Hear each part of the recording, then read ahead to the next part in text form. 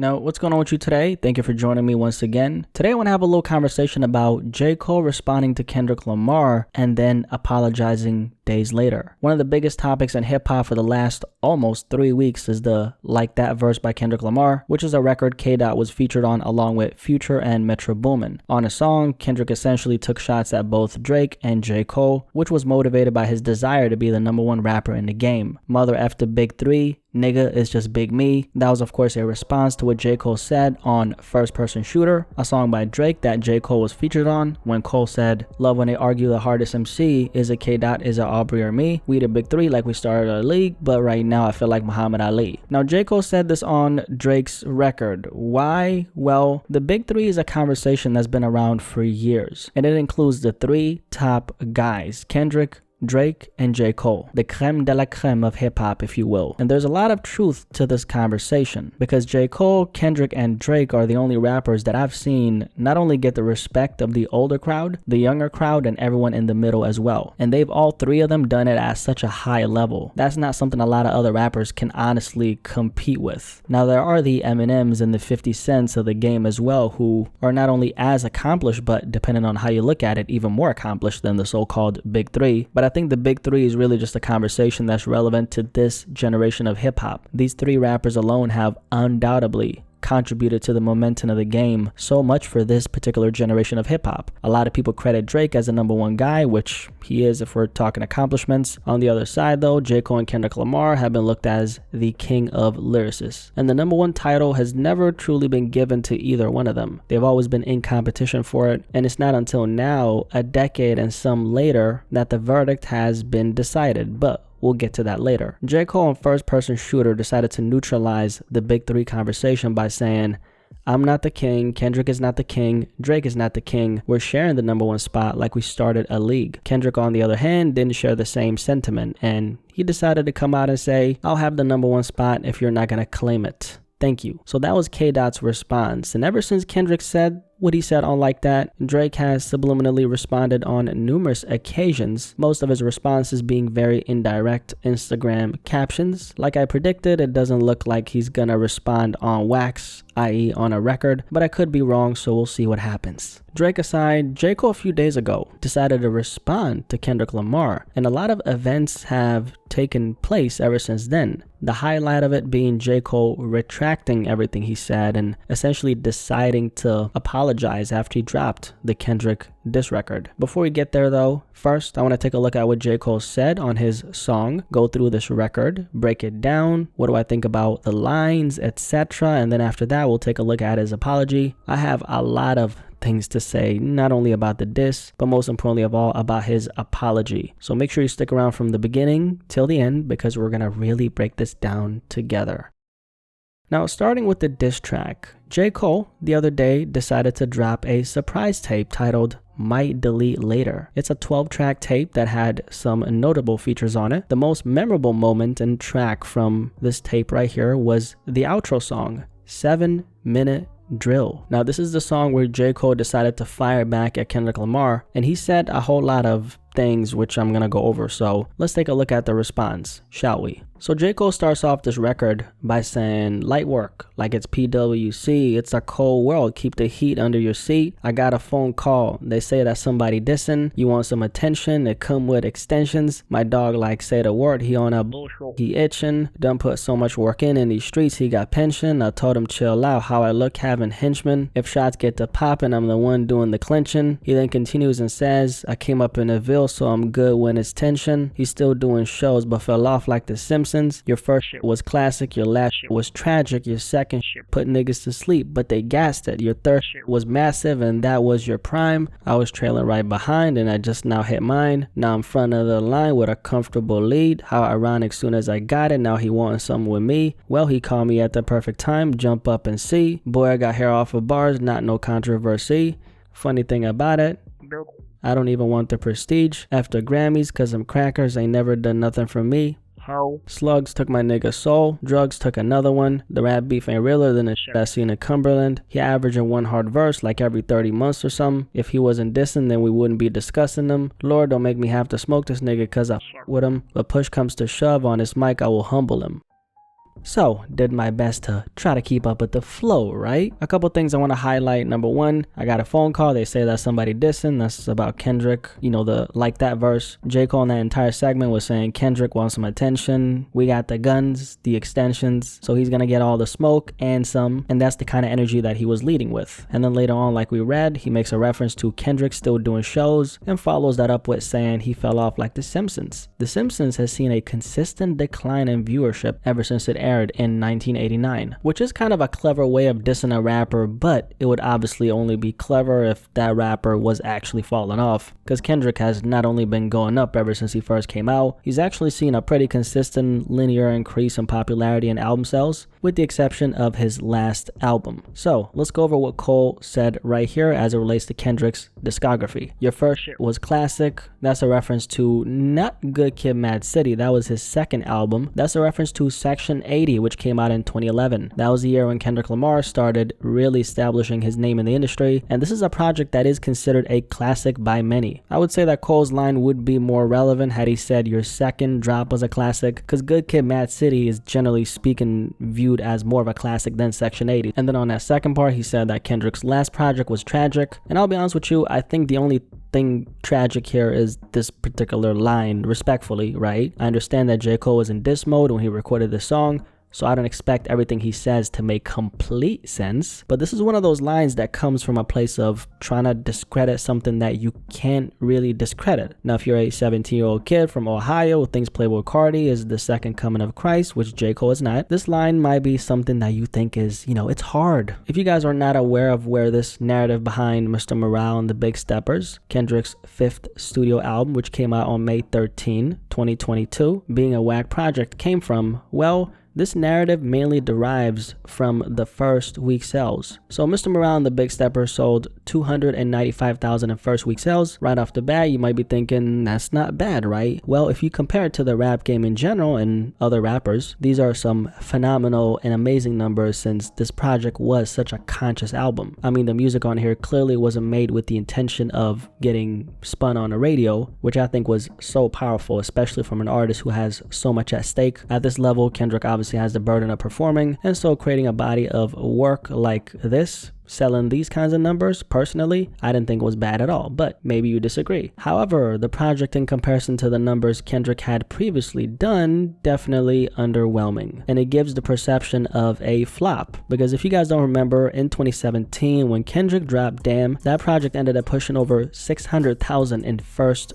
week sales, which is absolutely crazy. It was literally one of the best-selling albums of that year, along with Ed Sheeran's project. So Kendrick was literally competing with Ed Sheeran, who's a pop star. Now, Kendrick did take a pretty long hiatus between that huge success, which was Damn, and Mr. Morale. It lasted for 5 years, and he came back with a completely different body of work, which didn't perform, at least commercially, that well. This album was also heavily criticized and scrutinized. It's one of those albums from an artist who most people, generally speaking, respect. Kendrick, that didn't get its respect. And J. Cole, with this particular line, was obviously feeding into that narrative. Kendrick flopped when Mr. Morale has been the stance a lot of people have taken ever since it came out. Personally, I disagree with that perspective. Although it didn't commercially perform as well as Damn, I think this project has definitely its place in his discography, and I also think it was necessary for him to drop because it was an album that had so many layers to it, from the lyrics to the instrumentals, to the general sound. It wasn't an album that was for everybody. I do, however, think it was for a very specific niche group of his audience. The people who really understand Kendrick Lamar on a deeper level received this album very well, and I think that's all that matters. Now, J. Cole on that same part also had some more insults about Kendrick's discography, and he said, your second-ish put niggas to sleep, but they gassed it. Your third-ish was massive, and that was your prime. So the second-ish he's talking about is Good Kid, Mad City, which didn't put anybody to sleep. This is literally one of his most praised albums, and it's honestly, to be fair, one of the best conceptually cohesive rap albums of the last decade. So again, Cole was bugging on his part, and I know it's a diss track, but things gotta make somewhat sense, don't they? And then he said that his third-ish was massive, and that was his prime. That's a reference to Pimp a Butterfly, which I wouldn't really say was Kendrick's prime at all, personally, if you ask me. At least accolades wise, I think Damn was his prime, but that's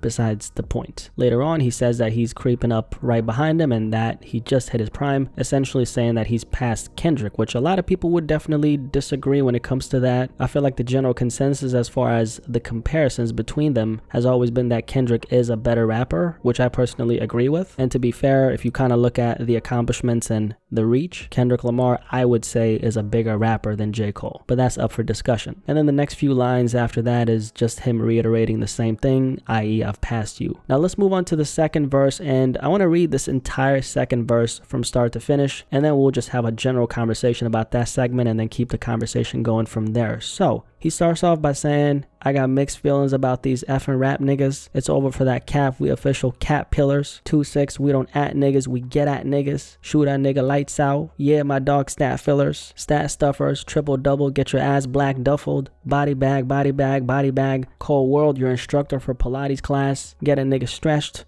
No diddy, if I feel the disrespect. Your arms might be too short to box with the God who live his life without the pressure of a constant facade. I pray for peace, but if a nigga sees these positive vibes, a Falcon 9 inside my pocket.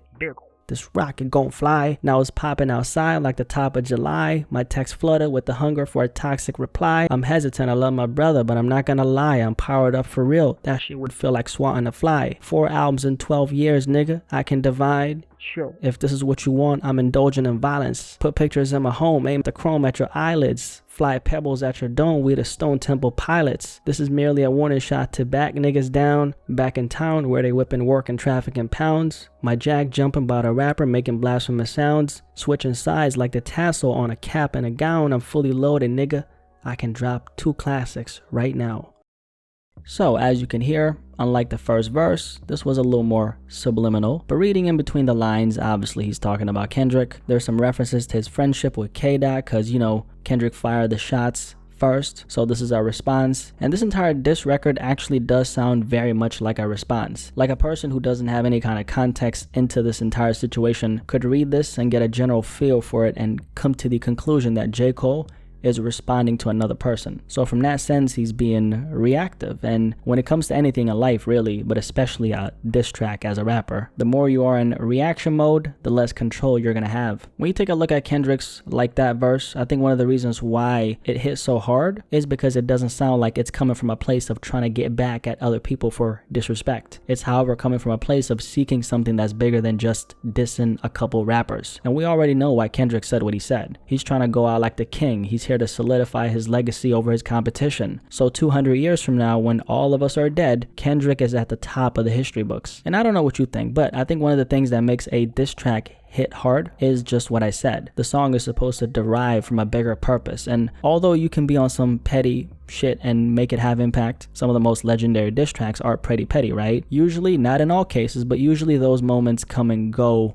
really fast. So that's one of the things that I personally think makes this J. Cole diss track matter less. The fact that J. Cole responded to Kendrick by bringing up things that don't really make sense if you start to really think about it, like Good Kid, Mad City putting people to sleep, you can kind of tell that he was grabbing onto whatever that came to his mind. And that's probably not a very good approach because, hey, every single line, every single word is going to get analyzed. People like me are eventually going to break it down, and when you realize that Cole wasn't saying a whole lot, Kendrick is by default going to get the crown in a beef, and overall as well. So now that we got the diss out of the way, let's talk about J. Cole's apology. So about 2 days ago, at the time of me recording this video, J. Cole was doing a performance at the 2024 Dreamville Festival, which is an annual festival hosted and headlined by J. Cole himself. And right before he performed his closing song, Love Yours, J. Cole decided to address the diss track he had just released. He said a whole lot of things, and I'm not gonna play the entire clip due to copyright, but I'll play a very short segment and then summarize everything that he said with my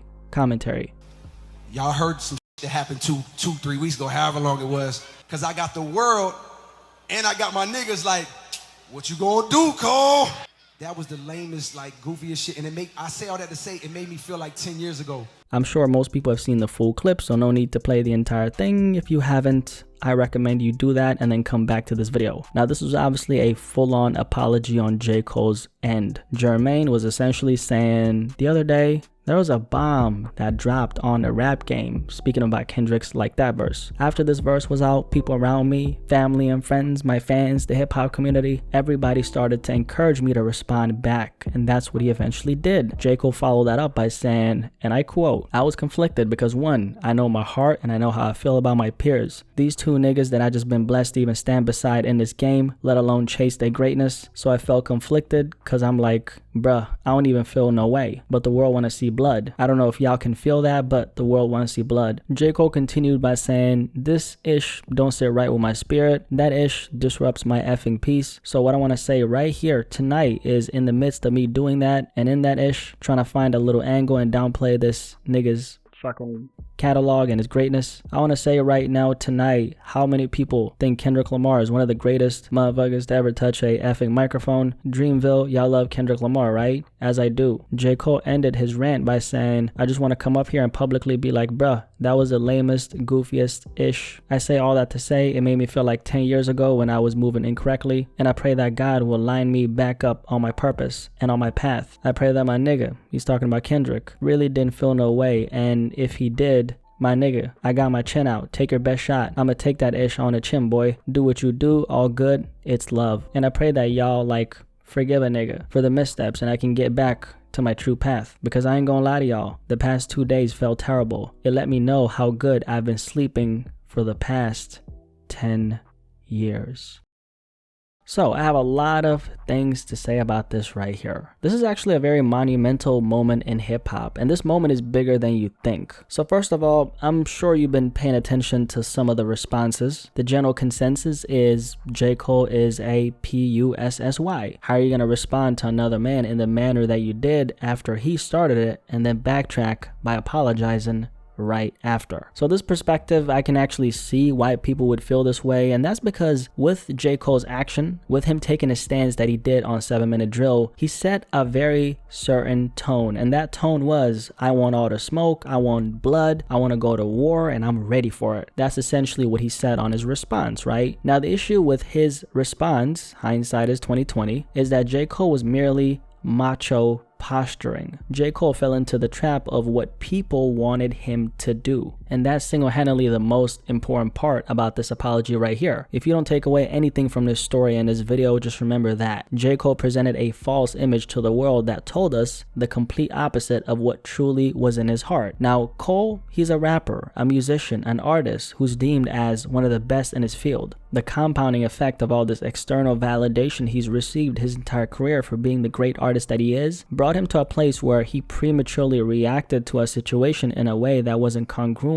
with the very things he was feeling in his spirit. So everything you saw right here involving J. Cole's response went against what his values as a man on the inside are. And it's the kind of thing that's very hard to see in a moment as a person, right? I think anyone listening to the sound of my voice has had moments in their life where they've done things and showed up in ways that wasn't an accurate representation of who they wanted to be on an intrinsic level. So whether that's you responding negatively to stressful moments testing you in your life, or you lash out on a person that you say you love for something minuscule, or things at work start going crazy, like in this situation right here. This is work. This is a professional musician right here who had a moment of weakness at his occupation, which he later ended up regretting, and he took full accountability. J. Cole handled Kendrick's diss in the way the rapper version of himself would handle. He, however, didn't handle it the way Jermaine would like to handle it. He didn't handle the situation how the man behind the name would handle it. He simply got lost in the sauce. He got lost in the expectations of how the world expected him to respond instead of paying attention to what his spirit was telling him. And for that reason, I can't look at this and call J. Cole a pusher.